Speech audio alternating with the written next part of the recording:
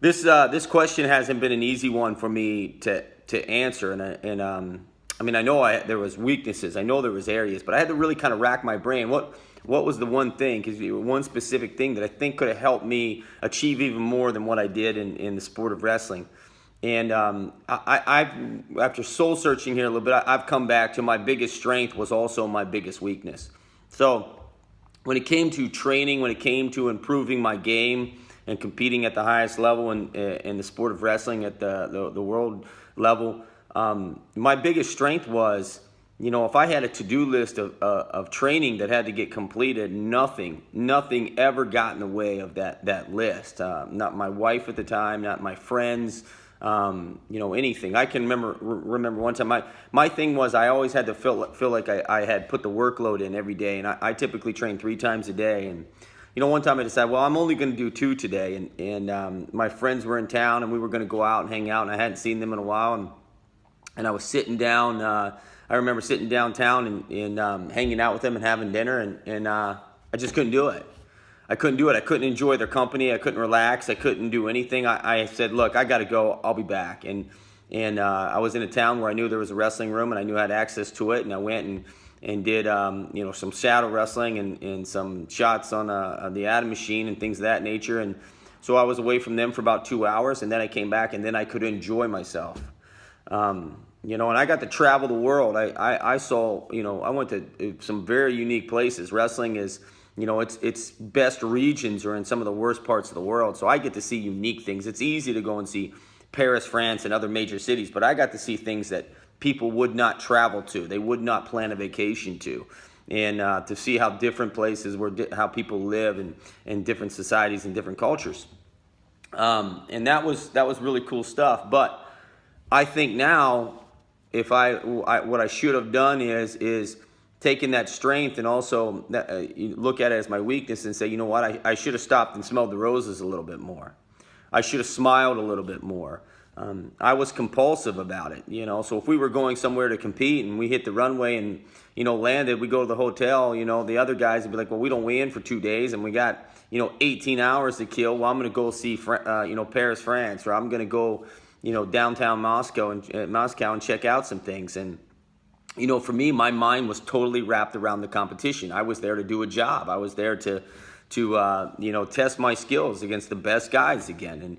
And so, my thing was hit the runway, get to the hotel, check my weight, get a couple workouts in, start focusing on my competition, and lay in my hotel room. So when people ask me, you went to all these cool places, what did you see? I say, well, I saw a hotel room and I saw an arena. I've seen a lot of arenas around the world. But I look back, I didn't need to do that. Probably what I should have done was smiled a little bit more and enjoyed the company of other people a little bit more and built relationships a little bit better and saw some things. And I think that would have been a way to, manage stress. And I mean, stress is a term I use. I wasn't stressed out. I wasn't in fear of anything. I just didn't let anything blindside me. But what the best thing I could have done is probably gotten that thing out of my mind. Because your brain has to rest. I tell my kids now, before you go to school, what you need to do is lay out your clothes the night before, so you're not running around, because you see kids in the morning when they're trying to get up to school and they're sleepy, and that little task of just picking out what they're going to wear, it starts to mentally wear you down. And all those little decisions you have to make during the day wear you down. And I think had I slowed down and let wrestling escape my brain for a little bit, or I escaped wrestling and enjoyed that stuff, man, I may have done 10 times better, and so, now I still, at my age of 44, I find myself doing it. Like, I was out there cutting the grass. That's why I'm in my garage right now. I just got finished, because I have a to-do list. I wake up during the day and I got things I have to do to complete before I can go off and do my regular day. And what I have to do as a dad now is say, wait a minute, slow down, take 5-10 minutes with your kids. Make sure you leave an impression on them before they're 18 and out of your house. And so they probably look at me and say, man, my father's a worker, and I want to instill that in them. I want them to leave home and say, man, you work first. That's the thing. If you can, you can take on huge tasks and complete them. That's a big part of being a man in today's world, or being a young woman and knowing how to work. And so I definitely want to instill that.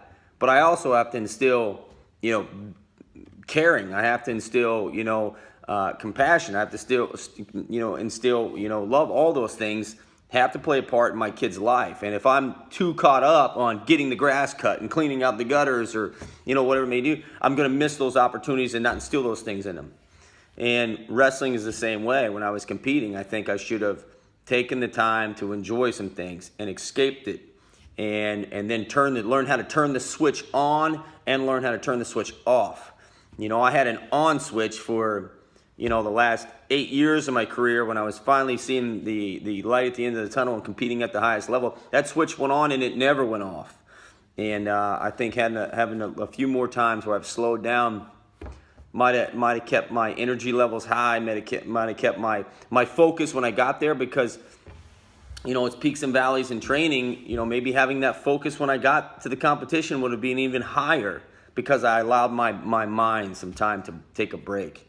So my biggest strength was also my biggest weakness, and that was, I guess I would say, managing that OCD about trying to be the best in the world. Managing that the last 8 years of my career could have been a game changer for me.